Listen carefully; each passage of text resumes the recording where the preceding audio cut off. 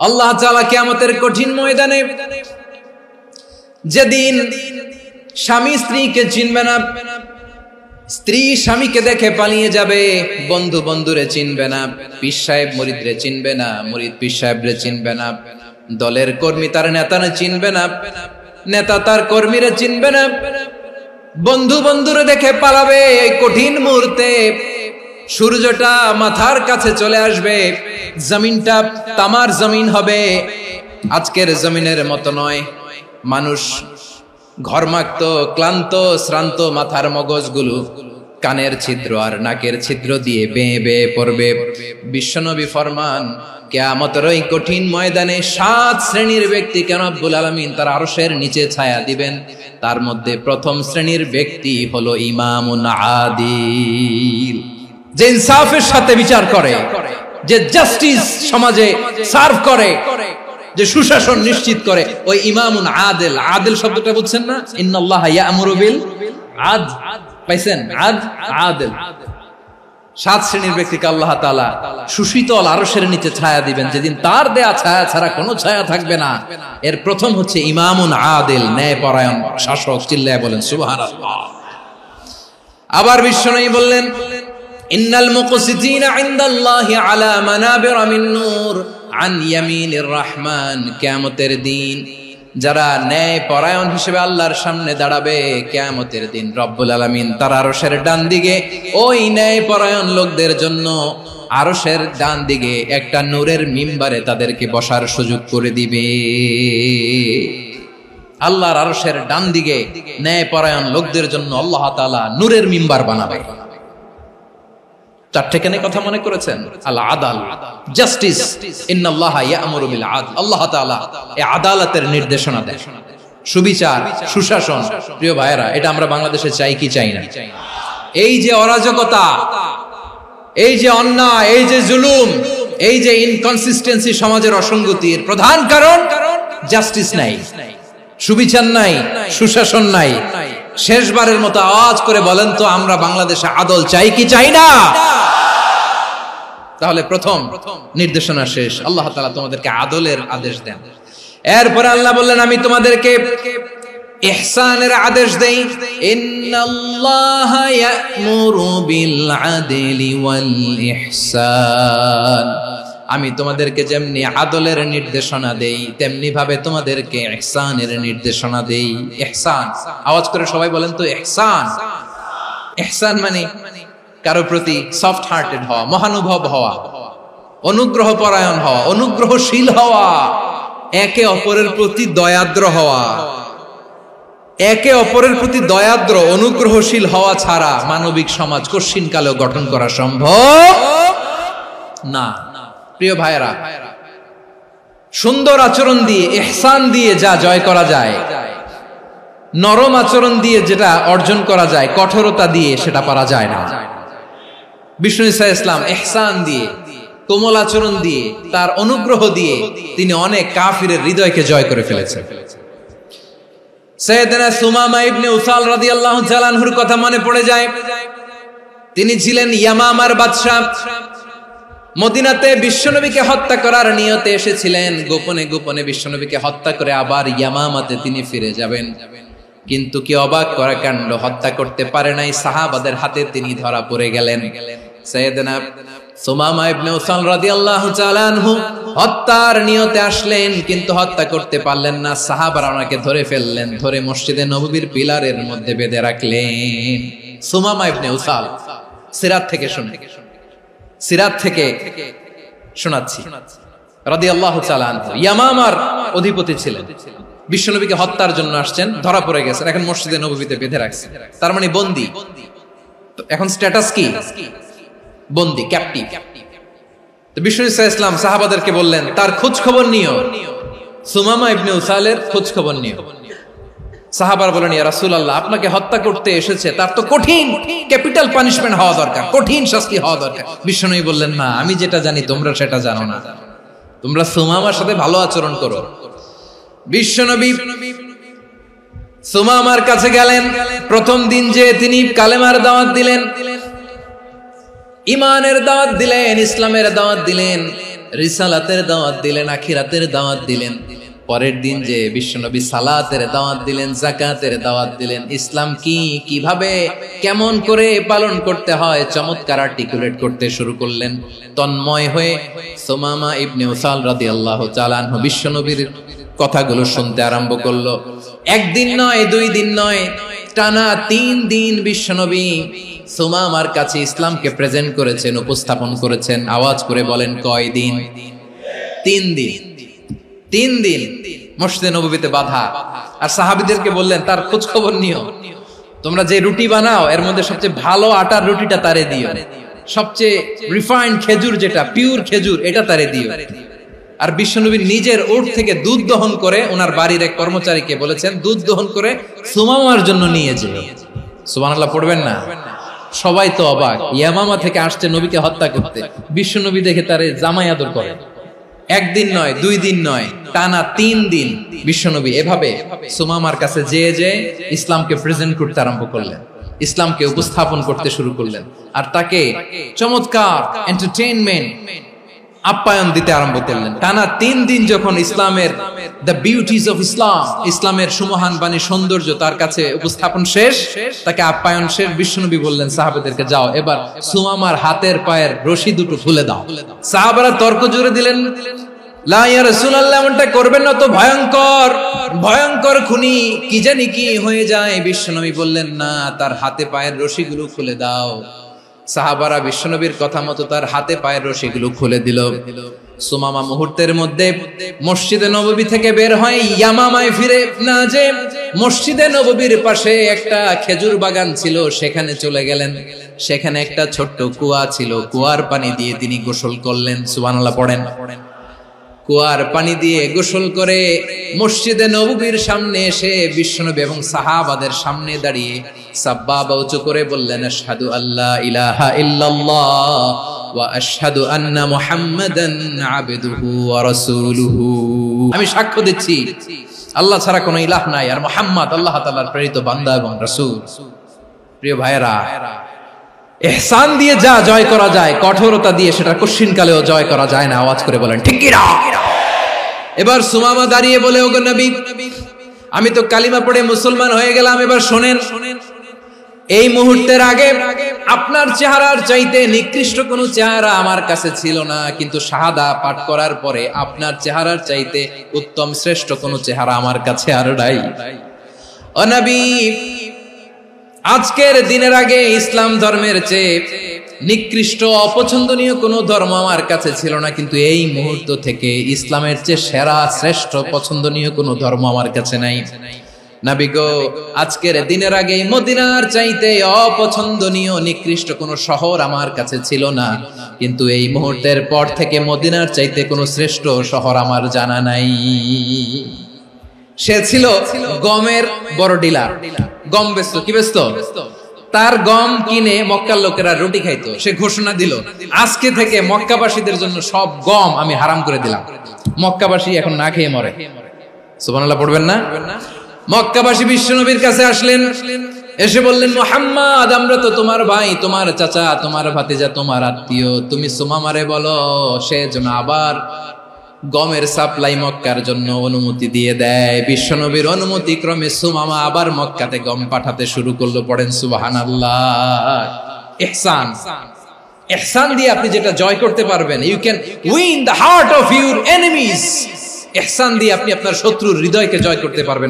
এজন্য আল্লাহ বললেন, ওয়া আনফিকু ফি সাবিলিল্লাহি ওয়া লা তুলকু বিআইদিকুম ইলাত তাহলুকা ওয়া আহসিনু ইন্নাল্লাহা ইউহিব্বুল মুহসিনিন। তোমরা আল্লাহর রাস্তায় দান করবে আর নিজেরা নিজেদেরকে ধ্বংসের হাতে ঠেলে দিও না। তোমরা একে অপরের প্রতি ইহসান করবে, কারণ ইহসানকারীদেরকে আল্লাহ বড় ভালোবাসেন। সুবহানাল্লাহ পড়েন। আবার সূরা রহমানে আল্লাহ বললেন, হাল জাযাউল ইহসানি ইল্লাল ইহসান ফাবিআইয়ি আলা, সবাই পড়েন ফাবিআইয়ি আলাই রাব্বিকুমা তুকাযযিবান। ইহসানের প্রতিদান হিসেবে ইহসানি হয়। বিশ্বনবী সুমামার প্রতি যেমন ইহসান করেছেন, সুমামাও ঠিক তেমন ইহসান ফিরিয়ে দিয়েছে। ঠিক কিনা বলেন? তাহলে এক নম্বরে হচ্ছে আদ, ন্যায় বিচার। দুই নম্বরে সবাই বলেন ইহসান, সদাচরণ। ইহসান দুই ধরনের প্রিয় ভাইরা, ইহসান ফিল ইবাদা, ইহসান ফিল মুআমালা। ইহসান ফিল ইবাদা হচ্ছে একাগ্র অনুভবে ইবাদতে ডুব দেওয়া, এর নাম ইবাদতের ইহসান। সুবহানাল্লাহ পড়ুন। বিশ্বনবী বলেন ইহসান মানে কি জানো নাকি? হাদিসে জিবরিলে সাইয়েদনা জিবরিল আলাইহিস সালাম বিশ্বনবীকে বললেন আখবিরনি আনিল ইহসান। নবী আমাদেরকে বলেন ইহসান মানে কি? বিশ্বনবী বললেন আনতা আবুদাল্লাহা কাআন্নাকা তারাহু ফাইন লাম তাকুন তারাহু ফাইন্নাহু ইয়ারাক। ইহসান মানে হলো এমন ভাবে তুমি আল্লাহর সামনে নিজেকে উজাড় করে ইবাদত করবে, তুমি ভাববে তুমি আল্লাহকে দেখতে পাচ্ছ।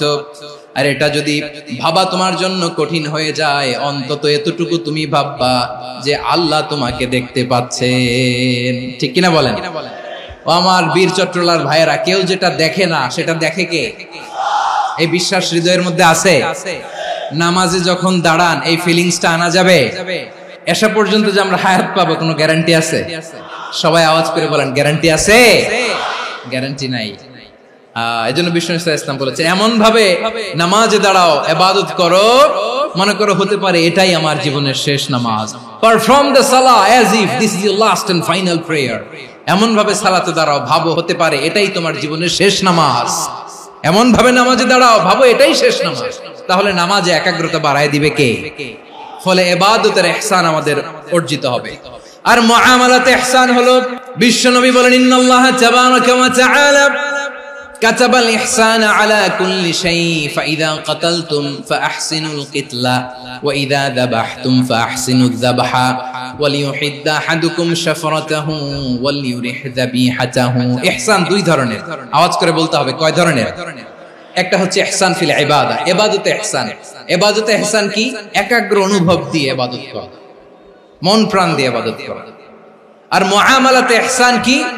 সব কাজে, দৈনন্দিন কাজে, কর্মে, সামাজিক অ্যাক্টিভিটিতে কোমলতা প্রদর্শন করা, অনুগ্রহের সাথে সবকিছু করা।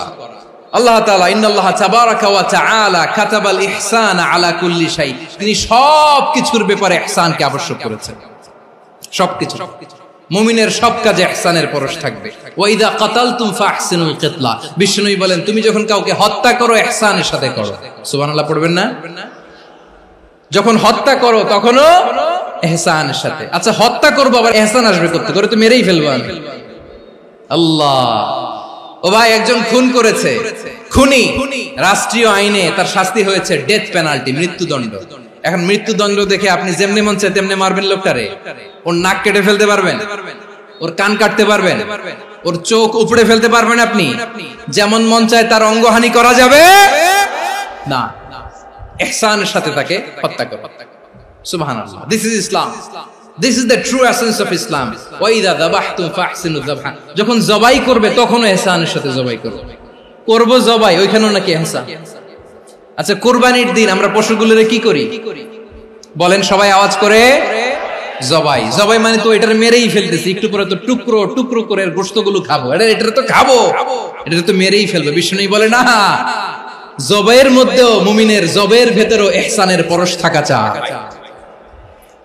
যখন জবাই করবে প্রাণীটাকে হাত পা টাইট করে বেঁধে নাও, ছুরিটাকে শার্পেন করে নাও, ধারালো করে নাও, যাতে অল্প সময়ে জবাইটা হয়ে যায়, প্রাণীটা যাতে কম কষ্ট পায়। সুবহানাল্লাহ পড়ে। দিস ইজ কল্ড ইহসান। আল্লাহ তাআলা যেমনি আদলের আদেশ করেছেন, ন্যায় বিচার, জাস্টিস এনশিওর করতে বলেছেন, সমাজে ইহসানের ব্যবহার, ইহসানের অনুশীলন তিনি করতে বলেছেন। এজন্য মুমিনের প্রতিটি কাজে, আমার চট্টগ্রামের ভাইরা আমার দিকে তাকান, খেয়াল করে শুনুন, মুমিন জীবনের প্রতিটি কাজে ইহসানের পরশ থাকা চাই। আমরা যেন আমাদের পরিবারের প্রতি ইহসান করি, আমরা যেন আমাদের কর্মচারীদের প্রতি ইহসান করি, আমরা যেন আমাদের কলিগদের প্রতি ইহসান করি, আমরা যেন আমাদের ভাইদের প্রতি ইহসান করি। মুমিন জীবনের প্রতি কাজে ইহসানের পরশ থাকার দরকার আছে না নাই? কথা বুঝতে পেরেছেন? তাহলে আল্লাহ তাআলার তিনটা আদেশ ছিল, কয়টা গেল? প্রথমে কি ছিল? আদল। 2 নম্বরে, 3 নম্বরে রব্বুল আলামিন বললেন ওয়া ইতাইদিল কুরবা, নিকটাত্মীয়দেরকে দান করো, নিকটাত্মীয়দেরকে দাও, যারা তোমাদের ব্লাড কানেকশনের আত্মীয় তাদেরকে তোমরা দাও। এখানে জেনারেলি বললেন দাও, কি দিব সেটা তিনি এখানে বলেন নাই, সেটা তিনি সূরাতুল ইসরার মধ্যে বলেছেন। আল্লাহ বলেন ওয়া আতিযাল কুরবা হাক্কা, নিকটাত্মীয়দেরকে তাদের অধিকার, তাদের প্রাপ্য তোমরা বুঝিয়ে দাও। দেখেন, একটা শান্তির সমাজ, একটা সমৃদ্ধ সমাজ, একটা মানবিক সমাজ গঠনের জন্য আল্লাহ তাআলা বেশি না, মাত্র 3টা অর্ডার, 3টা ভার্ডিক্ট তিনি জারি করেছেন। 1 নাম্বার সুশাসন, ন্যায় বিচার।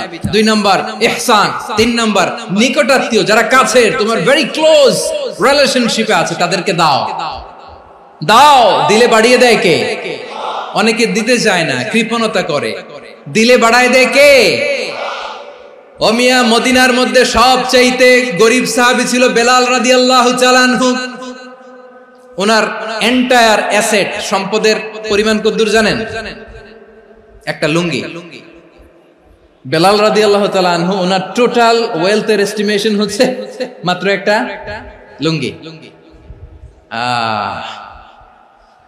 একটা লুঙ্গি, টোটাল ওয়েলথ এস্টিমেশন, টোটাল সম্পদের পরিমাণ বেলাল রাদিয়াল্লাহু তাআলা আনহুর কি ছিল?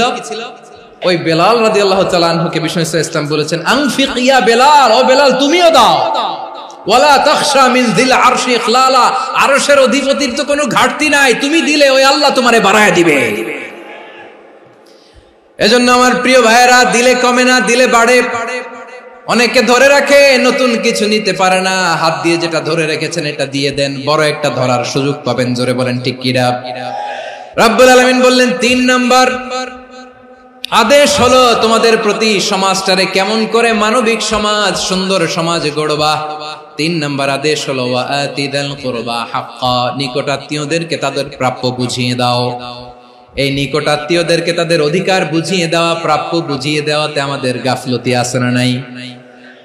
অনেকে দেখবেন অনেক আল্লাহওয়ালা, তাহাজ্জুদ গুজার, সেজদা দিতে দিতে কপালে কালো দাগ ফেলে দিছে, সে তার বোনের হকটা আদায় করে নাই, আছে না নাই? অনেক বড় হাজী সাহেব, বিশাল লম্বা দাড়ি, ছেলেরে সব দিয়ে দিছে, মেয়েরে কিছু দেয় নাই, মেয়ের হক আদায় করে নাই, আছে না নাই? এই হাজী সাহেবেরা, এই আল্লাহওয়ালারা কিয়ামতের ময়দানে আটকে যাবে। আপনি অন্যের অধিকার নষ্ট করেছেন, তাদের রাইটস কে ভায়োলেট করেছেন। এজন্য আল্লাহ তাআলা বলেন, কারো অধিকার যদি কেউ নষ্ট করে, ওই সমাজটা মানবিক সমাজ কঠিনকালেও হতে পারে না। এজন্য 3 নম্বর আল্লাহ বললেন ওয়া ইতাইদিল কুরবা, নিকটাত্মীয়দেরকে দাও। কি দিবা? তাদের অধিকার দিয়ে দাও। বোনের অধিকার বুঝিয়ে দাও, মেয়ের অধিকার বুঝিয়ে দাও, ফুফুর অধিকার বুঝিয়ে দাও। দেখবেন অনেক মায়েরা ছেলের পাতে মুরগির রান দেয়, মেয়ের পাতে দেয় মুরগির ঠ্যাং। তো মেয়ের কি মুরগির রান খেতে মনে চায় না? মনে চায় না? এমনটা করা যাবে না। নিকটাত্মীয়দেরকে অধিকার দিয়ে দাও, নিকটাত্মীয়ের সাথে সুসম্পর্ক রাখো। আদেশটা কার? এজন্য প্রিয় ভাইয়েরা, জীবনে যদি বারাকা অর্জন করতে চান, নিকটাত্মীয়দের সাথে সুসম্পর্ক রাখতে হবে, তাদের জন্য উপহার পাঠাতে হবে। বিশ্বনবী বলেন লা ইয়াদখুলুল জান্নাতা কাতে, যে ব্যক্তি আত্মীয়তার সম্পর্ককে ছিন্ন করে দেয়, সে কঠিন কালেও আল্লাহর জান্নাতে ঢুকবে না। আপনি কি এটারে সহজ হাদিস মনে করছেন? এটা সহজ কথা। আপনি ভাবছেন আপনার নামাজ আপনারে বাঁচাতে পারবে, আপনার রোজা বাঁচাতে পারবে, আপনার তাহাজ্জুদ আপনারে বাঁচাতে পারবে? অধিকার নষ্ট করলে কিছুই আপনারে বাঁচাতে পারবে না। এজন্য নিকট আত্মীয়দেরকে দিতে হবে বেশি বেশি। বিশ্বনবী বলেন ইন্না সাদাকাতা আলাল মিসকিনি সাদাকা ওয়া আলা যির রাহিমি ইসনাতান সাদাকাতুন ওয়া সিলা। মিসকিন রে দান করলে শুধু দানের সওয়াব হয়, নিকট আত্মীয়কে দান করলে 2টার সওয়াব হয়, সাদাকার সওয়াব হয়, আবার আত্মীয়তার বন্ধন অটুট রাখার সওয়াব হয়ে যায়। আবার বিশ্বনবী বললেন মান সাররাহু আইয়ুবসাতা লাহু ফি রিজকিহি ওয়া ইনসালাহু ফি আসারিহি ফালইয়াসিল রাহিমা। যে ব্যক্তি তার রিজিকের প্রশস্ততা চায় আর হায়াতে বরকত চায়, সে যেন তার আত্মীয়ের সাথে সুসম্পর্ক রাখে। আমার প্রিয় চট্টলার ভাইয়েরা, আমাদের রিজিক বাড়ুক, এটা আমরা চাই কি চাই না? সবাই চান? হ্যাঁ, আমাদের রিজিকে প্রশস্ততা আসুক, চাই কি চাই না? আমাদের হায়াতে বরকত আসুক, আমরা চাই কি চাই না? এই দুইটা যদি চান তাহলে নিকটাত্মীয়দের সাথে সুসম্পর্ক রাখবেন। পারবেন? তাহলে সমাজটারে মানবিক সমাজ বানায় দিবে কে? তিনটা আদেশ চলে গেল। 1 নম্বরে কি ছিল? 2 নম্বরে, 3 নম্বরে নিকটাত্মীয়দেরকে দান। আল্লাহ তাআলা তিনটা জিনিসের যেমনি আদেশ করেছেন, অনুরূপ ভাবে তিনটা বিষয় তিনি বারণ করেছেন, নিষেধ করেছেন, ওগুলোর কাছেও যাওয়া যাবে। রাব্বুল আলামিন বলেন, ওয়ায়ানহা আনিল ফাহশাই ওয়াল মুনকারি ওয়াল বাগি। আমি যেমনি তিনটি বিষয়ে আদেশ করলাম, অনুরূপ ভাবে তিনটি বিষয়ে বারণ করলাম, নিষেধ করলাম। আমার 1 নাম্বার নিষেধাজ্ঞা হলো অশ্লীলতার প্রতি। ফাহশা, ওয়ায়ানহা আনিল ফাহশা, আল্লাহ তাআলা অশ্লীলতাকে নিষেধ করেছেন। কোন জিনিসকে? সবাই বলুন, কোন জিনিসকে? যত ধরনের, যত টাইপের, যত ক্যাটাগরির অশ্লীলতা হতে পারে, সব অশ্লীলতাকে হারাম করেছেন কে? ফাহশা মানে কি? কথায়, কাজে, আচরণে, কমেন্ট, ফেসবুকের কমেন্টসে যত ধরনের নোংরামো আছে, যত ধরনের অশ্লীলতা আছে, এটাকে আরবিতে বলে ফাহশা। রাব্বুল আলামিন বলেন, কুল ইন্নামা حرم ربي الفواحش ما ظهر منها وما بطن। ও নবী, আপনি বলে দেন, আমার রব প্রকাশ্য, অপ্রকাশ্য, স্পষ্ট কিংবা অস্পষ্ট, দৃশ্যমান কিংবা অদৃশ্যমান সব অশ্লীলতাকে হারাম করেছেন। সব ধরনের অশ্লীলতা হারাম। আল্লাহ তাআলা আমাদেরকে অশ্লীলতা থেকে বাঁচান। এবার বলেন, আমাদের সমাজে অশ্লীলতা আছে না নাই? অশ্লীলতা নানা ভাবে, নানা নামে, নানা মোড়কে আমাদের সমাজে আছে না নাই? সংস্কৃতির নামে, ফ্যাশনের নামে, বিনোদনের নামে, উপন্যাসের নামে, কনসার্টের নামে অশ্লীলতা আছে না নাই? আপনি দেখেছেন কনসার্টগুলোর অবস্থা? আমাদের তরুণ তরুণীরা, আমাদের যুবক যুবতীরা, আমাদের জেনজিরা, কি অবস্থা ওইখানে? কনসার্টের নামে অশ্লীলতা আছে না নাই? ছেলে মেয়ে একে অপরকে জড়ায় ধরতেছে, একে অপরকে চুমু খাচ্ছে, প্রকাশ্যে, দিবালোকে, গণমানুষের সামনে। আল্লাহ তাআলা এই অশ্লীলতা থেকে আমাদেরকে বেঁচে থাকতে বলেছেন। রূপালী জগতের নামে অশ্লীলতা আছে না নাই? এই টার্মটা আপনারা জানেন না? রূপালী জগৎ কি জগৎ? আসলে কি রূপালী জগৎ না অন্ধকার জগৎ? আমার বোনেরা, আপনাদেরকে যে কি বলে তারা বুঝায়, রূপালী জগৎ শুনেই আপনি ভরকে যাবেন না। রূপালী জগতে যে নারী যত বেশি উলঙ্গ, সে নাকি তত বেশি সাহসী। জানেন? বলে এটা একটা সাহসী নারী, খুব সাহসী পদক্ষেপ তার। যত বেশি শরীর থেকে কাপড় নামাতে পারবে, যত বেশি বস্ত্রহীন হয়ে নিজেকে প্রেজেন্ট করতে পারবে, সে নাকি তত বেশি সাহসী। আমার চট্টলার ভাইয়েরা, শয়তানের প্রথমে এজেন্ডা ছিল বনি আদমকে বস্ত্রহীন করা। সে আদম এবং হাওয়া আলাইহিস সালামকে নিষিদ্ধ গাছের ফল খাইয়ে তাদেরকে বস্ত্রহীন করেছে। এই জামিনেও সে আমাদেরকে বস্ত্রহীন করতে চাইবে। এই রূপালী জগতের নামে তারা এটা করে। আমার প্রিয় বোনেরা, আপনি জানেন না আপনার দাম কত? ওরা আপনাদেরকে বিজ্ঞাপনের সস্তা পণ্য বানাতে চায়। ওরা আপনাদেরকে ওদের ভোগের লিপসার টুলস বানাতে চায়। ওরা আপনাদেরকে দিয়ে ওদের খায়েশ পূরণ করতে চায়। এটা আপনাদের জন্য মোটেও ডিগনিটি নয়, এটা আপনাদের জন্য সম্মান নয়। আপনার সম্মান শালীনতায়, আপনার সম্মান হেজাবে, আপনার সম্মান ভদ্রতায়, আপনার সম্মান আপনার ডিসেন্ট পোশাকে। পোশাক বলে দেয় এই নারীটা ভদ্র না অভদ্র। পোশাক বলে দেয় এই মেয়েটা কোন ঘরের মেয়ে। আপনি জানেন না, আপনারা সস্তা পণ্য বানায়, ভোগের পণ্য, বিলবোর্ডে আপনাকে উলঙ্গ করে উপস্থাপন করে। এই অশ্লীলতার সাথে ইসলামের কোনো সম্পর্ক। এজন্য আল্লাহ বলেন, আমি অশ্লীলতাকে হারাম করেছি। অশ্লীলতাকে হারাম করার প্রথম কারণ হলো এর মাধ্যমে মানবতাকে অপমানিত করা হয়। কারণ মানুষের সম্মান মানুষের পোশাকে। মানুষ যখন পোশাকহীন হয়ে যায়, বস্ত্রহীন হয়ে যায়, তার সম্মান কমে যায়। ঠিক কিনা? অশ্লীলতাকে হারাম করার প্রথম কারণ হচ্ছে মানুষ মানুষকে অপমান করে। একটা নারী, সে তো সম্মানিত, নারী যে কত সম্মানিত নারীরা এটা বুঝেই নাই। বিশ্বনবী বলেন আদ-দুনিয়া কুল্লুহা মাতা ওয়া খায়রু মাতা'আদ দুনিয়া আল মারআতুস সালিহা।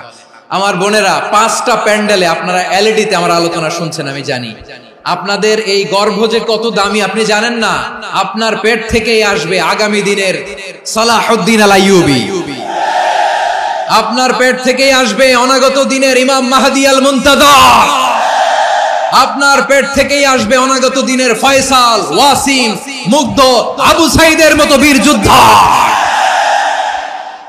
আমার প্রিয় বোনেরা, আমার প্রিয় বোনেরা, বিশ্বনবীর কথার ওজন খেয়াল করেন। আদ-দুনিয়া কুল্লুহা মাতা ওয়া খায়রু মাতা'আদ দুনিয়া আল মারআতুস সালিহা। দুনিয়ার সবকিছুই অ্যাসেট, এর মধ্যে সবচেয়ে দামি অ্যাসেট নেককার নারী। আপনার গর্ভ যে কত দামি আপনি জানেন না। নিজের সময়টাকে কাজে লাগান, কোরআন পড়েন, সুন্নাহ পড়েন। আপনার অনেক দায়িত্ব ঘরে। You are the MD of your family. একটা family it's a very big institution. পরিবার একটা অনেক বড় প্রতিষ্ঠান, and you are the MD of your institution. আপনি এই পরিবারের MD, managing director of your family. এখানে আপনার কত দায়িত্ব। আপনি ছেলে মেয়েদেরকে তারবিয়া করবেন, আপনি আপনার স্বামীর জন্য ঘরটার জান্নাতের নীর বানাবেন, আপনার জন্য জান্নাতের ডুপ্লেক্স বাড়ি ওইখানে তৈরি করে রাখবে কে? আপনি যে কত দামি আপনি জানেন না। নারীদেরকে আল্লাহ বানিয়েছেন উচ্চতর করে, নিম্নতর নয়। নারীদেরকে ছোট্ট জিনিস দিলে এটার বড় করে দেয়। নারীদেরকে ভ্রূণ দিলে, শুক্রাণু দিলে নারী এটারে বাচ্চা হিসেবে উপহার দেয়, ঠিক কিনা? বিয়ের মাধ্যমে স্বামী যখন তার শুক্রাণু তার স্ত্রীকে উপহার দেয়, স্ত্রী রিটার্নে কি উপহার দেয়? ফুল ফর্ম বেবি, মানব সন্তান। দেখছেন, আপনি দিলেন একটুকুনি, দিছে বিশাল। আপনি যদি নারীকে বাজার এনে দেন, নারী এটাকে সুস্বাদু খাবারে রূপান্তর করে দেয়। আপনি তাকে একটা মুচকি হাসি দিয়ে দেন, সে তার কলিজা দিয়ে দেয়। কিন্তু যদি আপনি তার মনে কষ্ট দেন, সে আপনার জীবনকে জাহান্নাম বানায়া দেয়। নারীর মন বুঝতে পারলে নেয়ামত, বুঝতে না পারলে কিয়ামত।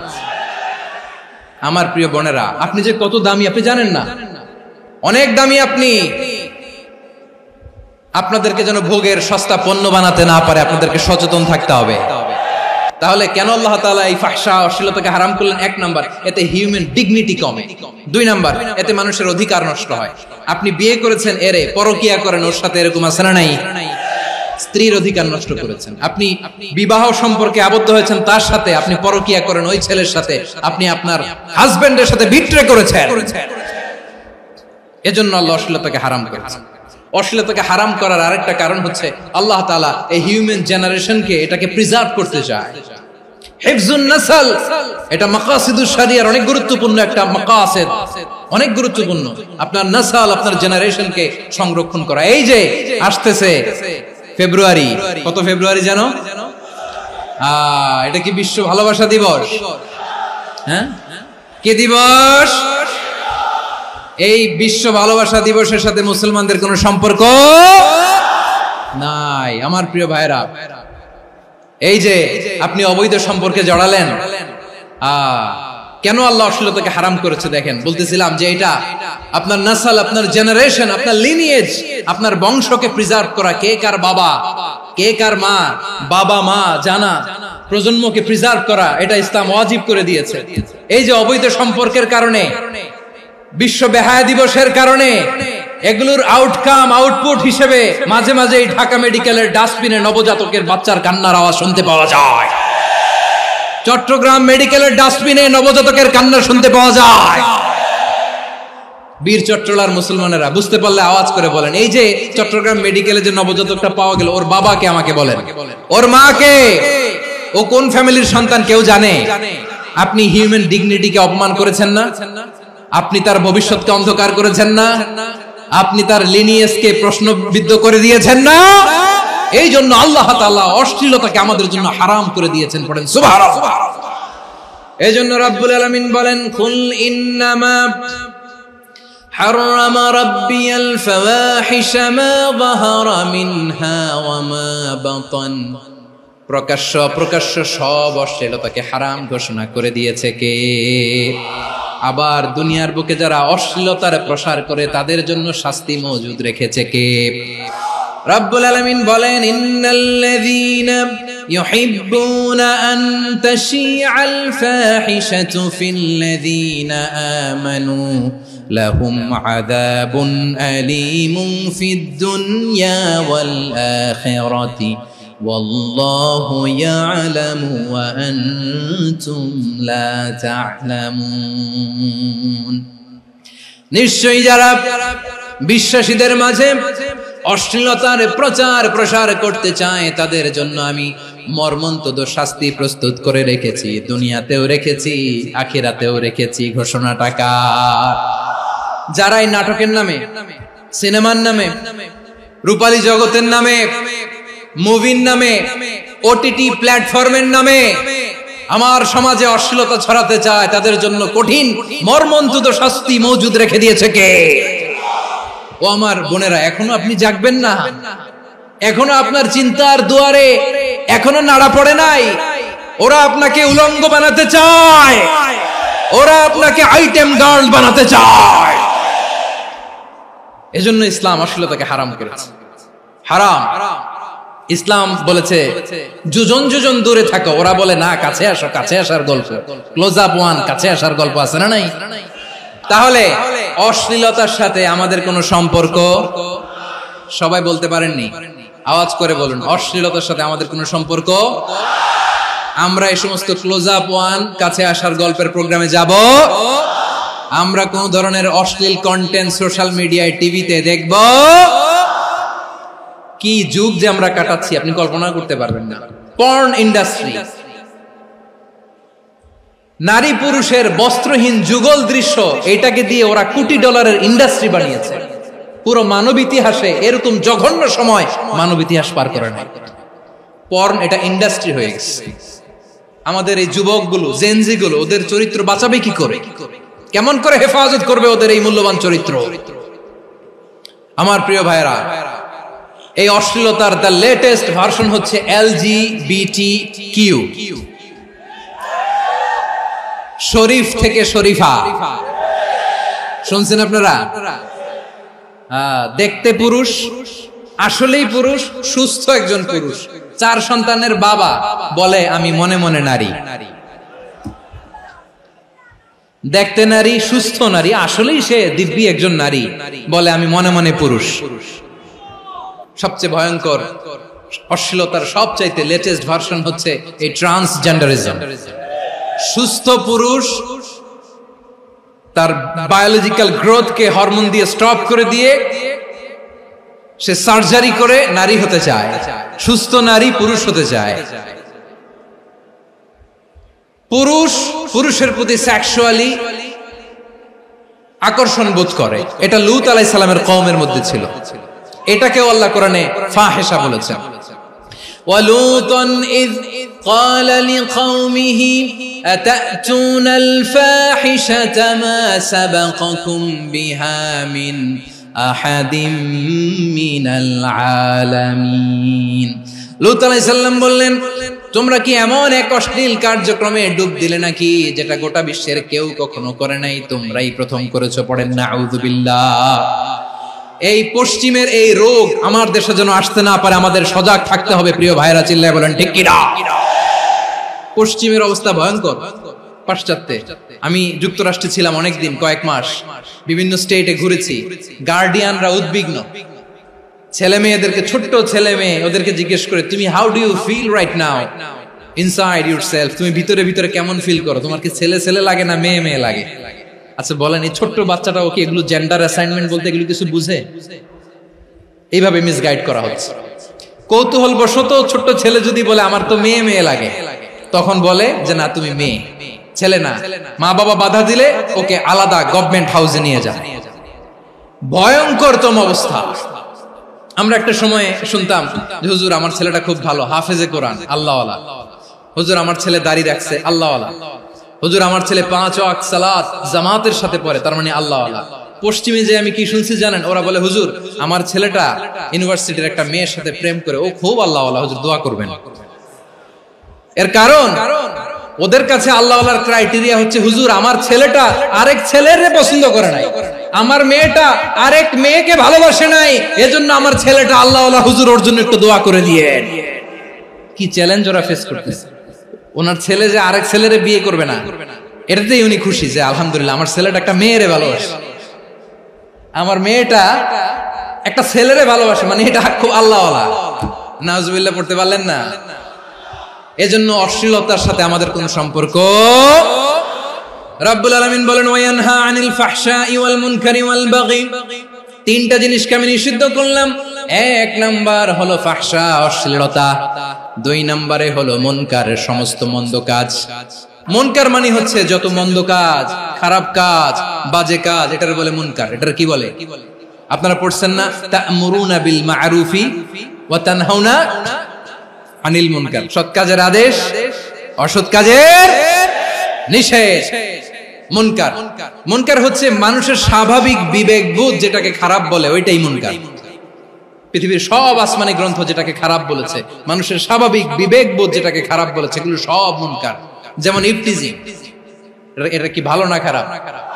মজুদদারি, খাদ্যে ভেজাল দেওয়া, ওজনে কম দেওয়া, মাছে ফরমালিন মিশানো, চাঁদাবাজি, টেন্ডারবাজি, দখলবাজি, এগুলো আমাদের স্বাভাবিক বিবেকেই বলে এগুলো খারাপ, এগুলো হচ্ছে মুনকার।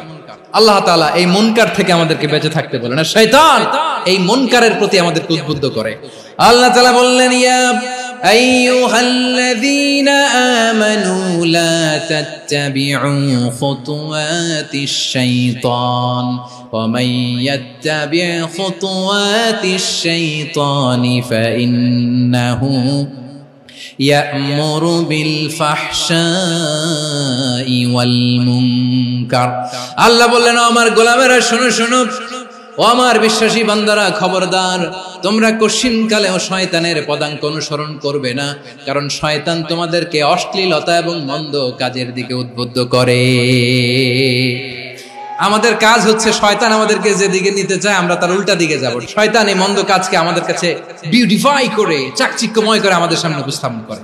এজন্য আল্লাহ বলেন মুনকারকে থামাতে হবে, মুনকার প্রতিরোধ করতে হবে। মুনকার প্রতিরোধের দায়িত্ব শুধু আমাদের নাকি? শুধু আপনার খতিব সাহেবের, ইমাম সাহেবের, নাকি মুসলিম উম্মার সবার? আওয়াজ করে বলুন, মুনকার অসৎ কাজ প্রতিরোধের দায়িত্ব কার? রাব্বুল আলামিন বলেন কুনতুম খায়রা উম্মাতিন উখরিজাত লিন-নাসি তা'মুরুনা বিল মা'রুফি ওয়া তানহাউনা আনিল মুনকার। তোমাদেরকে শ্রেষ্ঠ জাতি করে জমিনের মধ্যে আবির্ভূত করা হয়েছে, যাতে করে তোমরা জমিনের ভেতরে সৎ কাজের আদেশ করতে পারো আর অসৎ কাজের নিষেধ করতে পারো। উম্মাহ, কুনতুম খায়রা, তাহলে গোটা উম্মার দায়িত্ব, এটা বুঝতে পারছেন তো? আচ্ছা, আরো নিচে আসেন।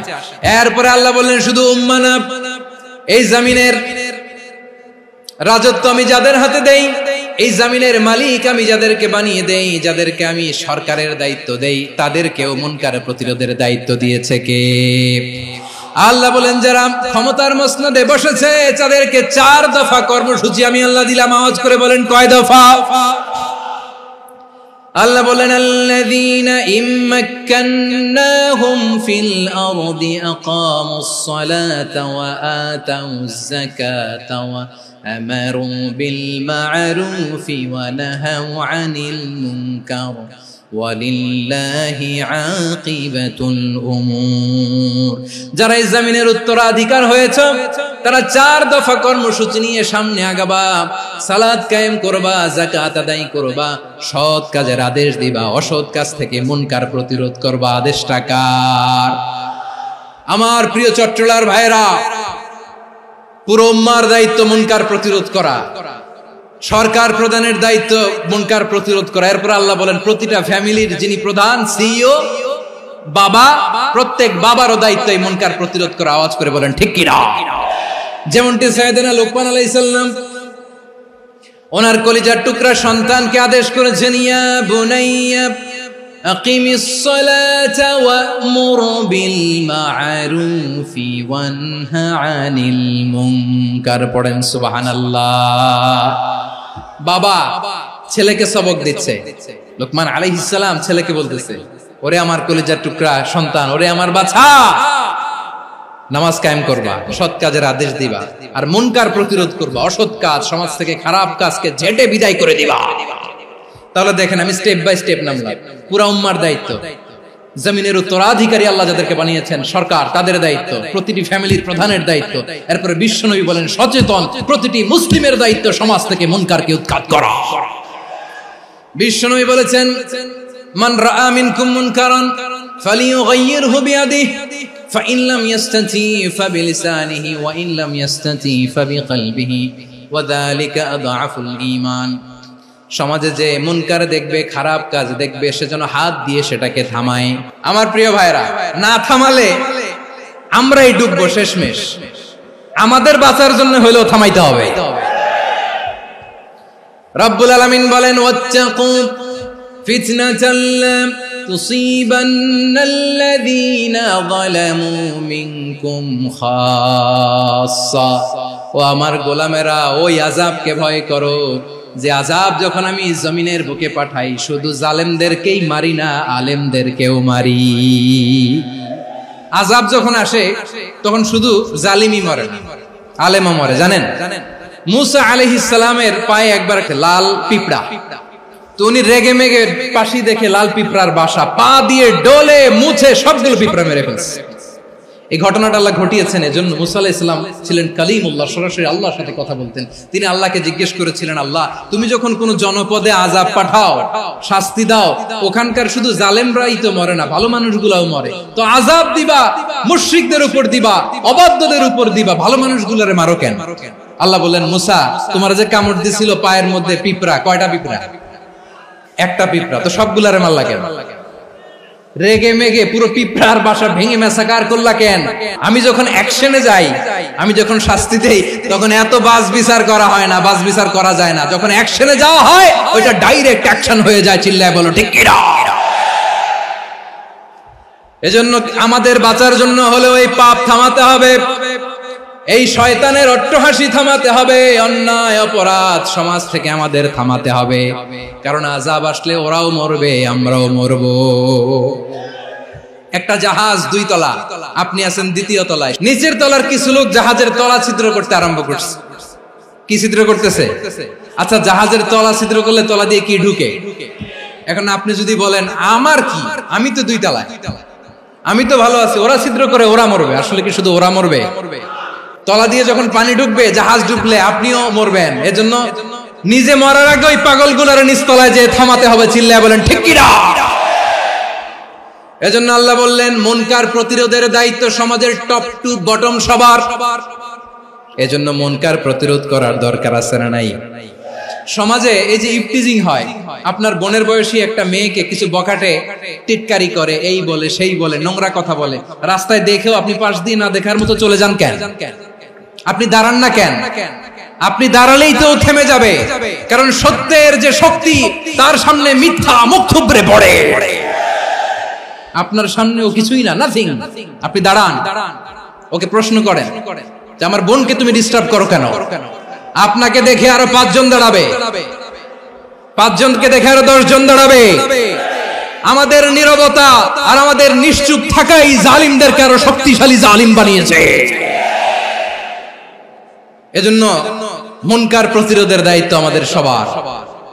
টেন্ডারবাজি, চাঁদাবাজি, দুর্নীতি, অপরাধ, দখলদারিত্ব, মজুদদারি, এগুলো সবকিছু একসাথে প্রতিরোধ করতে হবে। ঠিক কিনা বলেন? একটা মানবিক সমাজ যদি চাই, প্রতিরোধ করতে হবে। প্রিয় ভাইয়েরা, আল্লাহর শপথ নিয়ে বলি, এই নাসিহাত গুলো সবার জন্য, সব দলের জন্য, সব মতের মানুষের জন্য। আমরা কোন দলের প্রতি মানুষকে ডাকি না, আমরা ডাকি ইসলামের দিকে। সব দলের, সব মতের, সব মানুষদেরকে আমরা আহ্বান জানাই, আসুন আমরা একটা সুন্দর সমাজ বিনির্মাণ করি। এই যে নতুন বাংলাদেশের এক সুযোগ এসেছে, আর জীবনে হয়তো আসবে না, সামনের 100 বছর এই সময় আসবে না। আসুন দেশটাকে আমরা সাজাই, আসুন আমরা দুর্নীতি বন্ধ করি, আসুন আমরা চাঁদাবাজি বন্ধ করি, আসুন আমরা দখলদারিত্ব বন্ধ করি, আসুন আমরা এক দল আরেক দলকে নিশ্চিহ্ন করার যে রাজনীতি, এটা বন্ধ করি। সব দলের প্রতি আমার আহ্বান, আমরা চাঁদাবাজ মুক্ত বাংলাদেশ চাই, জুলুম মুক্ত বাংলাদেশ চাই, ফ্যাসিজম মুক্ত বাংলাদেশ চাই, গুণ খুন খারাপি মুক্ত বাংলাদেশ চাই, আমরা নতুন ভোরের বাংলাদেশ চাই। ওই বাংলাদেশ পাওয়ার জন্য মুনকার প্রতিরোধে, অন্যায় প্রতিরোধে যদি বাঘের বাচ্চার মতো, আবু সাইদের মতো দুই হাত উঁচু করে বুককে টান টান করে প্রসারিত করে দাঁড়াতে হয়, রাজি আছো মুসলমান? রাব্বুল আলামিন বলেন, ওয়ায়ানহা আনিল ফাহশাই ওয়াল মুনকারি ওয়াল বাগি ইয়াইযুকুম লাআল্লাকুম তাযাক্কারুন। আল্লাহ বললেন, আমি অশ্লীলতাকে নিষেধ করি, আমি সব ধরনের মন্দ কাজকে নিষিদ্ধ করি, সব শেষে আমি সীমা লঙ্ঘনকে তোমাদের জন্য নিষিদ্ধ করি। নিষিদ্ধ করেছেন কয়টা জিনিস? 1 নম্বরে অশ্লীলতা, 2 নম্বরে মুনকার তথা সব মন্দ কাজ, 3 নম্বরে আল বাগি সীমা লঙ্ঘন, ক্রসিং দ্য লিমিট। সীমা লঙ্ঘন করা ভালো না। We all should know all limits. চিল্লায় বলেন ঠিক কিনা? একই আয়াতে আল্লাহ বললেন, কুল ইন্নামা হারামা রাব্বিয়াল ফাওয়াহিশা মা যাহারা মিনহা ওয়া মা বাতানা ওয়াল ইসমা ওয়াল বাগিয়া বিগাইরিল হক। অন্যায় ভাবে যে অবাধ্য হয়, যে সীমা লঙ্ঘন করে, তাদেরকেও আমি এটা হারাম করে দিলাম। সীমা লঙ্ঘন করা হারাম। আল্লাহ বারবার আমাদেরকে ওয়ার্নিং দেয়। যখন আমরা থামি না তখন আল্লাহ ধরে, আর যখন ধরে তখন ছাড়ে না। ধরে না, ধরলে আল্লাহ। ফেরাউনকে কিন্তু হুট করে ধরে নাই, আপনারা জানেন 9 বার ওয়ার্নিং দিয়েছে। ফেরাউনকে আল্লাহ তাআলা ওয়ার্নিং দিয়েছিল কয়বার? রাব্বুল আলামিন বলেন, ওয়ালাকাদ আতাইনা মূসা 9 আয়াতিন বাইয়িনাত। 9টা মুআজিজা দেখিয়েছি, 1 2 3 বারবার এইভাবে রিমাইন্ডার, ওইভাবে রিমাইন্ডার, এইভাবে নসিহত, ওইভাবে দাওয়া। ফাকুলা লাহু কাওলান লাইয়িনা, নরম করে বলো, সফট করে বলো, যত ওয়ে হতে পারে দাওয়া মেথডোলজি। মুসা আলাইহিস সালামের সব অ্যাপ্লাই শেষ, 10ম বারে যে আল্লাহ ধরছে। 10ম বারে যে ধরেছে। এজন্য আল্লাহ বলেন, আমি সীমা লঙ্ঘনকে পছন্দ করি না। কোরআনের অন্য আয়াতে বাগীকে বলা হয়েছে আল ইতিদা। সীমা লঙ্ঘন যারা করে তাদেরকে আল্লাহ বলেছেন মুতাদিন। ওয়াকাতিলু ফি সাবিলিল্লাহিল্লাযীনা ইউকাতিলুনাকুম ওয়া লা তা'তাদু ইন্নাল্লাহা লা ইউহিব্বুল মুতাদিন। আমি সীমা লঙ্ঘনকারীদেরকে কোশ্চিনকালেও পছন্দ করি না। আমরা যেন সীমা লঙ্ঘন না করি, রাজি আছেন তো? যে কোনো ক্ষেত্রে ইবাদতে যেন সীমা লঙ্ঘন না করি। অনেকে আমরা ইবাদতে সীমা লঙ্ঘন করে ফেলি। বিশ্বনবী সাল্লাল্লাহু আলাইহি ওয়াসাল্লাম যেটা শিখিয়েছেন এর বাইরে যে অতিরিক্ত বুজুর্গ হতে চায়, এরকম আছে না নাই? কোন ক্ষেত্রেই সীমা লঙ্ঘন করা যাবে, এমনকি যুদ্ধ ক্ষেত্রেও না। বিশ্বনবী সাল্লাল্লাহু আলাইহি ওয়াসাল্লাম বলেন, খবরদার যুদ্ধ ক্ষেত্রেও সীমা লঙ্ঘন করো না। কি সুন্দর ইসলাম আমরা পেয়েছি। বিশ্বনবী বলেন, খবরদার যুদ্ধের ময়দানে কোনো নারীর গায়ে হাত তোলো না, কোনো শিশুর গায়ে হাত তোলো না, কোনো গবাদি পশু হত্যা করো না, কোনো শস্য ক্ষেত্র ধ্বংস করো না, ইবাদতরত অন্য ধর্মের কোনো সন্ন্যাসীর গায়ে হাত তোলো না। বলেন সুবহানাল্লাহ। তাহলে আমরা সীমা লঙ্ঘন করতে পারবো? প্রিয় ভাইরা, একটা সুখী, সমৃদ্ধ, শান্তির সমাজ, মানবিক সমাজ যদি আমরা গঠন করতে চাই, আমাদের আল্লাহর দেয়া কয়টা আদেশ মানতে হবে বলেন দেখি? আর বেঁচে থাকতে হবে কয়টা জিনিস থেকে? আল্লাহর আদেশ কি? 1 নাম্বার আদাল, ন্যায়পরায়ণতা। আমরা সুবিচার, সুশাসন, ন্যায় বিচার চাই কি চাই না? 2 নম্বরে কি ছিল? মাশাআল্লাহ, আমরা যেন সবার প্রতি দয়া পরবশ হই, ইহসান করি। 3 নম্বরে কি ছিল? নিকটাত্মীয়দের দান করা, তাদের অধিকার প্রাপ্য বুঝিয়ে দেওয়া। পাশাপাশি 3টা জিনিস থেকে আল্লাহ বারণ করেছেন, নিষেধ করেছেন। তার প্রথমটা ফাহশা, অশ্লীলতা। অশ্লীলতার সাথে আমাদের কোনো সম্পর্ক। 2 নম্বর নিষেধাজ্ঞা কি ছিল? আল মুনকার, সমাজের যত মন্দ কাজ এগুলোকে আমরা প্রতিরোধ করব। রাজি আছেন তো সবাই? 3 নম্বরে আল বাগী, সীমালঙ্ঘন। কোন মুসলিম সীমালঙ্ঘন করে না। রাব্বুল আলামিন শেষে বললেন, ইয়াইদুকুম লাআল্লাকুম তাযাক্কারুন। আল্লাহ তোমাদেরকে উপদেশ দেন যাতে তোমরা শিক্ষা গ্রহণ করো। আমরা উপদেশ দেব, আমরা জোর করে কাউরে কিছু মানাতে চাই না। লা ইকরাহা ফিদ্দিন ওয়াযাক্কির ফাইন্না যিকরা তানফাউল মুমিনিন। উপদেশ দিলে এটা মুমিনদের কাজে দেয়। লাস্তা আলাইহিম বিমুসাইতির ইন্নামা আনতা মুযাক্কির। নবী হে, আপনি রিমাইন্ডার দাতা, আপনি উপদেশ দিবেন। আমরাও বিশ্বনবীর এই হাদিসগুলো থেকে, কোরআনের আয়াত থেকে রিমাইন্ডার, এই কথামালা বাণী বাহক হিসেবে এই বাণীগুলো আপনাদের সাথে কাছে পৌঁছে দিলাম। আমরা আল্লাহ তাআলার কাছে প্রার্থনা করি, আল্লাহ আমরা যেন আদল দিয়ে আমাদের সমাজকে গঠন করতে পারি। আল্লাহ আমরা যেন ইহসান করতে পারি, আমরা যেন নিকট আত্মীয়দের দান করতে পারি। আল্লাহ যত ধরনের অশ্লীলতা, অনাচার, মন্দ কাজ, সীমালঙ্ঘন, অবাধ্যতা থেকে যেন আমরা বেঁচে থাকতে পারি। আল্লাহ তাআলা আমাদের সবাইকে কথাগুলো বুঝার ও আমল করার তৌফিক দান করুক। হাযা মা ইনদি ওয়াল ইলমু ইনদাল্লাহ আলাইহি তাওয়াক্কালতু ওয়া ইলাইহি উনীব। সুবহানাকাল্লাহুম্মা ওয়া বিহামদিকা আশহাদু আল্লা ইলাহা ইল্লা আনতা আস্তাগফিরুকা ওয়া আতুবু ইলাইক।